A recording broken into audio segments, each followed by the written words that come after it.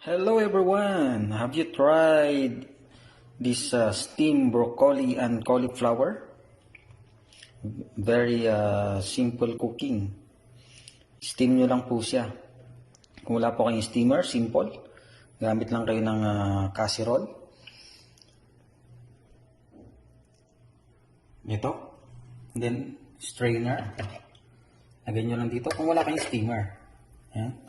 Put water first inside, then strainer, and cover it.